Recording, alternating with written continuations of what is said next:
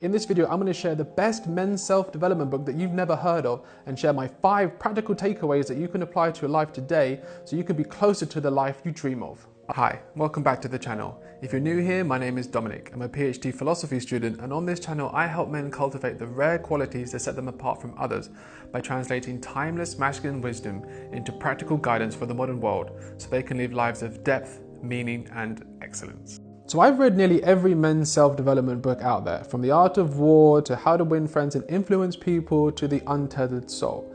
The problem though is that most of these books focus on one aspect of a man's life, whether it's strategy, mindset, or spirituality. But this book is far superior to them all, and in my opinion is the holy grail of men's self-development books. And if there's one book I would recommend to every man, no matter what age, to read, it is this book. It was written in 1911, it inspired most of the 20th century's world leaders, and I've never heard anyone actually recommend it. The upside of this is that if you actually apply the uncommon yet practical wisdom in this book, you will become a man of greatness and achieve massive success. So the name of the best men's self-development book that you never heard of is Pushing to the Front by Orison Swett Marden. Volumes 1 and 2. The book is part inspiration and part motivation. It contains countless lessons from some of the greatest men throughout history, and it gives you practical advice on how to build a superior character and build a life of depth and meaning. If you want a copy of this life-changing book, just sign up to my newsletter and I'll send you a copy, as well as weekly tips on how to be a man of excellence. So let's begin with the top 5 practical takeaways from this book, which you can apply to your life so you can be closer to the life you dream of. My personal favorite is number 4, but let me know in the comments below which is your favorite. Number 1, wanted, a man. Wanted, a man who will not lose his individuality in a crowd. A man who has the courage of his convictions, who is not afraid to say no, though all the world say yes. Great men are men of virtue and character.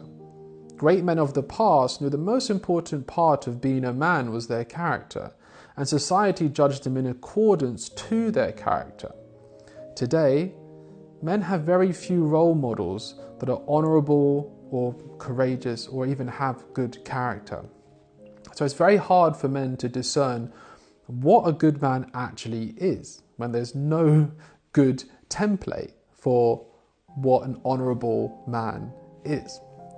And that is why today is more important than ever for you to design your own character, for you to look internal, look at your own values, not the values that society is telling you that you should uphold or embody, but you should look at your own core values.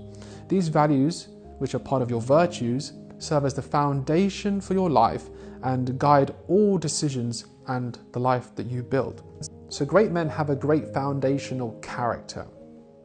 They have moral values which determine how they act in their life. They are also individuals and independent thinkers, not suppressing other people's opinions, but just questioning and making sure that they aren't being pulled along by rhetoric of the time.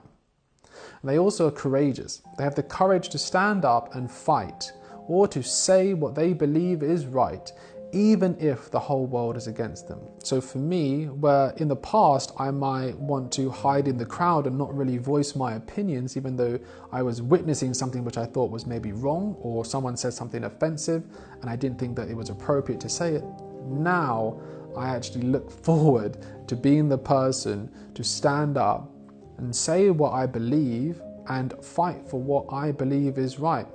I no longer let people get away with racist remarks or derogatory statements. I tell them to their face, no, I don't believe you should be saying that. That's inappropriate. How can you talk like that? And to be a man today, it means to have the courage to be that person, that outlier that stands up and says what needs to be said when no one else is brave enough to do so. And if you'd like a little guidance on how you can apply this to your own life, check out my video here, How I Became a Stoic Man. Number 2, the man and the opportunity. The lack of opportunity is ever the excuse of a weak, vacillating mind. Opportunities. Every life is full of them. Every lesson in school or college is an opportunity. Every examination is a chance in life. Every patient is an opportunity. Every newspaper article is an opportunity. Every client is an opportunity. Every sermon is an opportunity. Every business transaction is an opportunity. An opportunity to be polite. An opportunity to be manly. An opportunity to be honest. And an opportunity to make friends. So we need to become aware of the opportunities all around us, whether big or small. There are hundreds of opportunities every day to become a little bit better, to improve, to be kind, to be generous, to be loving. There are also tons of opportunities for us to develop in our careers that others maybe see only the negatives or the possible consequences. We don't want to be drawn into that perspective. We want to see the opportunities and we want to see life as an opportunity itself. So in my life, this looks like the opportunity I have through social media to share my passion for self-development and share the wisdom that I've learned from other books and thinkers so others can improve their life too. 3. One unwavering aim. To succeed today, a man must concentrate all the faculties of his mind upon one unwavering aim and have a tenacity of purpose which means death or victory. Every other inclination which tempts him from his aim must be suppressed. So first, we must get clarity on our one unwavering aim. What is that one specific goal we're working towards? What is that one destination we're moving towards? In order for us to arrive at a specific destination, we have to have clarity of exactly where we're going. We need to know where we end so we can begin. The second thing is that we must have to focus all our attention, all our energy on that one single unwavering aim. If you think of any great musician, artist, or sports star, you don't know them as being good at anything else. They spent their entire lives focused on being great at that one thing. I'm sure the Michael Jordans or the Kobe Bryants or the Pablo Picassos, they were obsessed and they went all in on that one unwavering aim. They just focused and they just persisted. The third thing is that once you have this unwavering aim, once you've got clarity on what it is, and once you've dedicated your life to obtaining it, and once you've narrowed your focus to just that which is your unwavering aim, you need to make sure that you don't give up. You need to basically just keep going until it happens. You need to burn the boats. You need to have your back against the cliff. You need to be willing to go all in, and as he says, risk death or victory.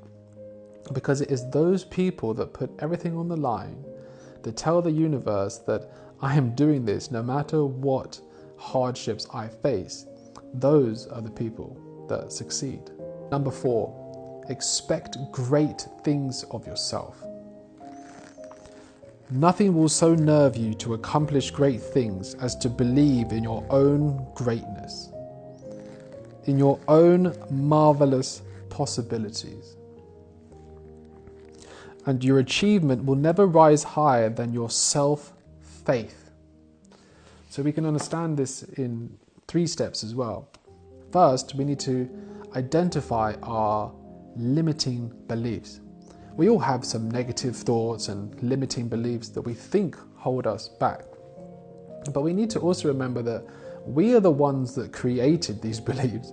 We have created these false beliefs. We're not born with any beliefs embedded. We're not born with any limitations. We create these psychological limitations on us, basically because of fear. So first, we need to identify our limiting beliefs. We all have some limiting beliefs, some negative thoughts that come to us and tell us that all the reasons why we cannot achieve what we set out to achieve. So we need to sit down and literally list out what our limiting beliefs are. And they're all going to be unique to the individual. My limiting beliefs are not going to be your limiting beliefs. But first we need to identify what they are so we can make sure that we're making steps to overcome them. Next, you must expect, demand, and assume that you are destined for greatness. Every day when you wake up, you need to instill in your mind that you are destined for greatness. And whether you do this through journaling, through manifestation, or through a vision board on your computer or phone. You need to remind yourself constantly throughout the day. You need to reprogram your subconscious mind for success. You need to literally just tell yourself that I am destined for success. I am destined for greatness. It is inevitable. I am working towards it and it is coming. Soon, if you do this, you will start to believe that you are destined for success. And all those limiting beliefs that you did have will start to filter away and disappear. And all you'll see is the opportunities that you do have to become great. Next, we need to commit to greatness. We need to commit to giving it everything we have in the pursuit of greatness. We need to dispel any small doubts or fears or limiting beliefs. We need to evaporate them. We need to eradicate them from our mind. We need to give ourselves fully to the process, to a life of greatness. And we must give all of our power and our energy to its pursuit and protect it. Because they say that even the smallest little bit of doubt is the difference between greatness and mediocrity. Number 5, concentrated energy. The weakest living creature, says Carlyle, by concentrating his powers on a single object can accomplish something, whereas the strongest, by dispersing his over many, may fail to accomplish anything. The drop, by continually falling, bores its passage through the hardest rock. So you must work with concentrated energy. That is focused, deliberate energy. Focus specifically on your unwavering goal. When you wake up, you need to move towards that goal with every ounce of energy you have in your body. And secondly, whatever tasks you're doing in the day themselves, whether this actually be work or leisure, you need to live in a way that you are concentrating all of your energy on those tasks. So if I'm working, or if I'm studying, or if I'm filming, or if I'm editing, I'm giving everything in that moment. I'm focusing all my energy and all my attention. So much so that nothing exists outside of that moment. It's like when you're in the flow state. You're so focused, you're so at one with what you're doing that you cease to be, you cease to exist in a way. So we need to make sure that we are using concentrated energy on our bigger, wider, unwavering aim, but also in the small things we're doing day to day, the small tasks, the small achievements that are pushing ourselves towards that unwavering aim. And the second quote on concentrated energy is, "The giants of the race have been men of concentration, who have struck sledgehammer blows in one place until they have accomplished their purpose. The successful men of today are men of one overmastering idea, one unwavering aim, men of a single intense purpose." So he's saying that if you want to reach your unwavering aim, your big dreams, your big pursuits, your big goals, you can't be scattered. You have to have one singular, unwavering aim that you need to be pursuing at all time with concentrated energy. You need to turn up every single day, and you need to return to the grindstone, return to your desk, return to wherever it is you do your work, and you just put in the reps, and you push and you push and you push. Those have been the great men. Whether it's an athlete, whether it's an artist, whether it's a thinker, they have turned up day after day, put in the work, had a singular aim, a singular focus, and used all of their concentrated energy, squeezed every ounce of energy and potential out of themselves in order to become the great men they were. So, for you, I advise you do the same thing. You have your unwavering aim, your single goal, and you work at it with concentrated energy, focused, deliberate work, and you put in the reps, and you just keep going until you reach it. So this is what I believe that we need to be doing. We need to have our one unwavering aim, and we need to turn up every single day with concentrated energy, just attacking the tasks at hand. We need to be focused not scattered, not considering other opportunities here, other opportunities there, not deviating, concentrated, single focused on the destination where we are going and making the daily work, putting in the daily work in order that we can achieve that end in which we want. So to summarize these 5 practical takeaways from this great book, number 1, great men are men of character and virtue. Number 2, you must seek opportunity and seize on it as soon as you can. 3, you must have one unwavering aim which you are working towards daily, one destination which you are trying to get to, or one goal you are trying to achieve. 4, you must expel all negative thoughts and limiting beliefs. You must expect, demand, and assume greatness. Number 5, you must concentrate all your energy on working towards your one unwavering aim. So that's it, my 5 practical takeaways from this great book. And like I said, if you would like a copy of this book, sign up to my free newsletter, link in the description, and I'll send you a free copy of this book, along with just some weekly tips on how to be a man of excellence. I highly recommend you get this book. It is 450 pages of sheer gold. It's motivation, it's wisdom, it's character building, and like I said, it's the greatest self-development book you've never heard of. Thanks for watching. I'll see you in the next one.